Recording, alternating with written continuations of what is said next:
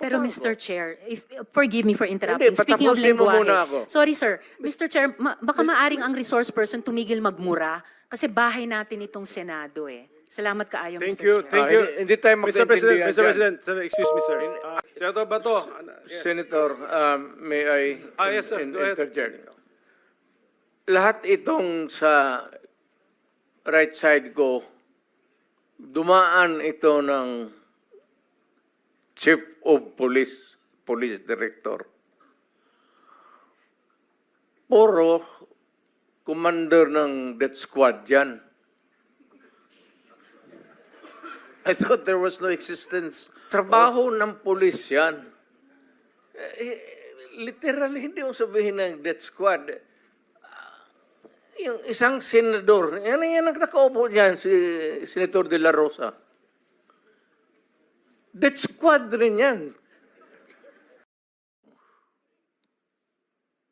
Alam mo, nag-warning ako, huwag kayong gumawa dito. Kasi gusto ko ang Davao. Ang Davao was a very kawawa noon. Alam ninyo sir, alam panahon ng NPA nung hindi pa ako mayor, kita mo ang Davao. Left and right ang hold up, walang makalabas sa bahay. Pati mga pulis takot. Kasi nandyan yung mga NPA, pinapatay sila. Kaya sinabi ko, nag-agyat ako sa bukid, nung na-mayor ako, sabi ko, ayaw ko ng away sa inyo. Pero yung mga pamilya ninyo, nandyan sa syudad natin, yung mga top honso ng Communist Party, bilangin ninyo sa ilan ang taga Davao. Saan ang pamilya nila? Sa Davao. Kaya umakyat ako sa bukid. Sinabi ko, stop it.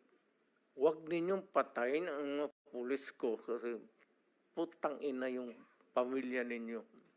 Yayariin ko yan. Mr. Chair, if I may, dahil matagal na po yung sa NPA, kung maaring mag-follow-up question ako sa dating presidente Go ahead, ng sir. death squad. Mr. Chair? Salamat Go ahead, kaayo, Senator Mr. Risa. Chair. Kanina sinabi niyo there were 7 people dun sa inyong self-described death squad.